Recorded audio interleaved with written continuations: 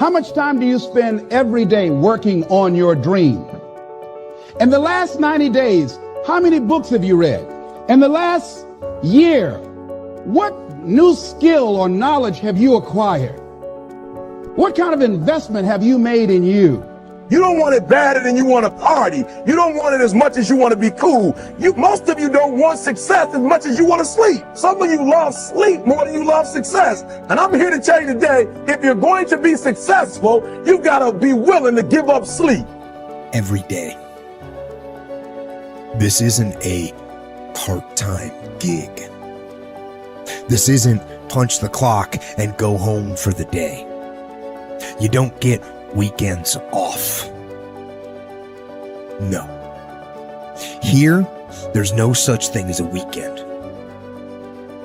This is an everyday gig. Every day is a Monday. You're either committed or you aren't. You're either willing to do everything it takes, whatever that might be, or you aren't. You either are willing to go through hell and high water and fire and brimstone to get to your goals, or you aren't. This is the time for you to go into warrior mode. The dreams that you have are not going to fall into your lap. We all want that. We all want the easy route. We all want it to happen fast. But the truth is that you've got to be willing to fight for what you want.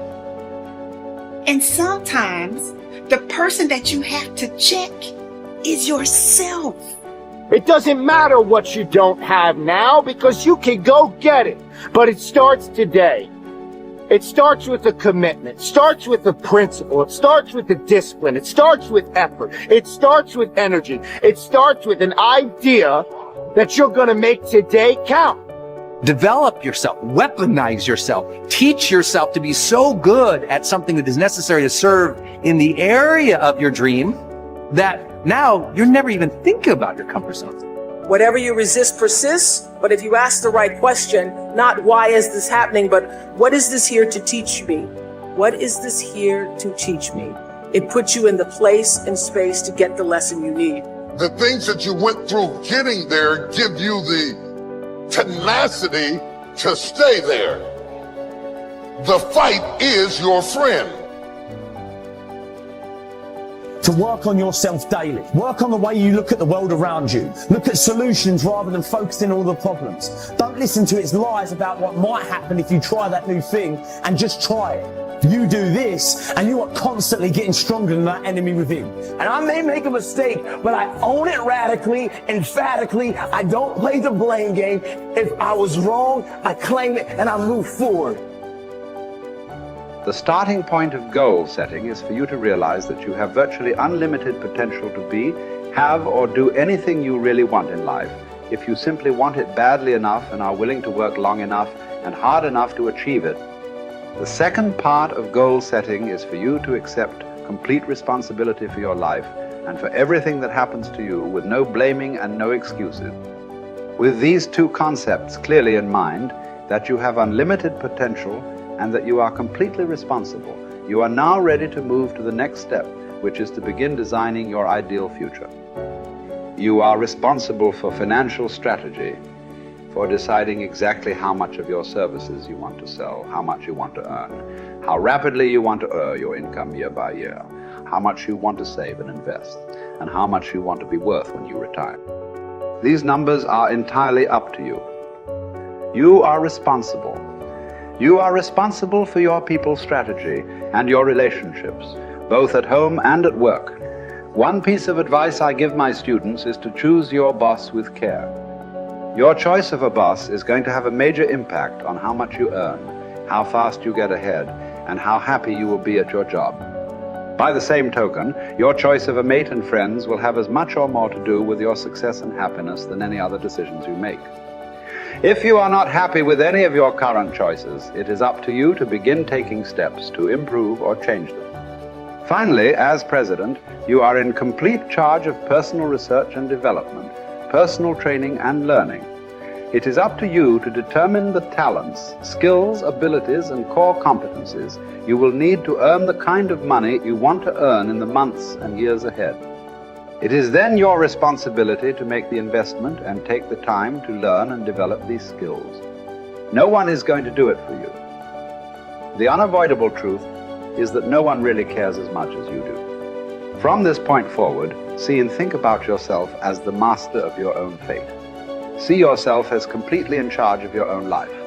See yourself as the president of your own personal services corporation. See yourself as a powerful person, completely self-determined and self-directed. Refuse to whine and complain about things that happened in the past, which cannot be changed. Instead, orient yourself toward the future and think of what you want and where you are going. Above all, think about your goals. The very act of thinking about your goals makes you positive and purposeful again. And if you decide today to go for the apple instead of the Hershey bar, I'm telling you, you have begun the process of turning your life around. And if you keep up that process, not only with your health habits, but with your money habits and with your communication habits, with your sales habits, management habits, and every other habit that you've got, if you'll start that process, eliminate the errors and replace it with disciplines practiced, I'm telling you, you can start this process of life change immediately. After today, you don't ever have to be the same again. Only by choice. You don't have to walk out of here the same as you walked in today. Only by choice. You can start a whole new process. And you say, well, Mr. Owen, is it that simple? Yes, it's that simple. Where else would you start but with an apple? You don't have to start with something staggering, and everybody has it within their power. What was so happy for me to find out at age 25, Mr. Shove said, Mr. Owen, you don't have to change countries. But you do have to change philosophy. And if you'll change philosophy, not country, you can turn around your income, you can turn around your bank account, you can turn around your skills, you can become capable, powerful, sophisticated, healthy, influential, all the other equities that you could possibly want out of your life, using the only stuff there is and not trying to change any of this stuff. Appreciate all of this stuff with all of its ups and downs, with all of its mystery of why it works and sometimes it doesn't work. Don't challenge this. You don't have to ask for another planet. You don't have to ask for another country. Just ask for another book. Ask for another seminar. Ask for another idea. And you can start this whole process of personal life change. You want to stand out from everyone else. You want to do something more than other people think is possible. You literally want to stand outside the norm. And if that's the case for you, then understand that, as Albert Einstein said, only one who devotes himself to a cause with his whole strength and soul can be a true master. For this reason, mastery demands all of a person.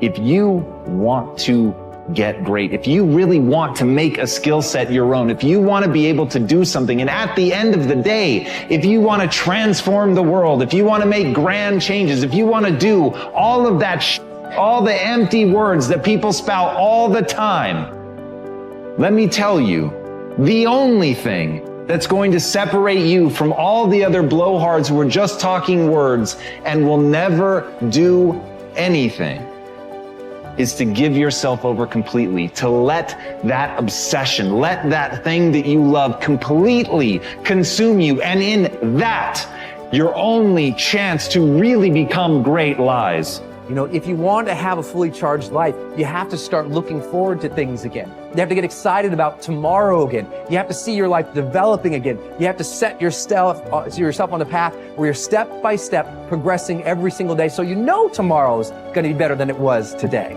That you know tomorrow you're going to become more of who you know you can become. That you know tomorrow by your simple choices, by your simple sets of disciplines and habits, that you're going to evolve into your highest self. And that is the path of the charged life.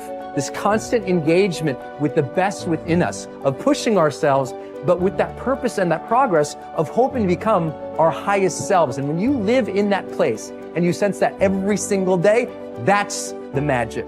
That's what life should feel like. That's what I think we all deserve. And maybe we ought to start aiming and challenging ourselves just a little bit more to get there.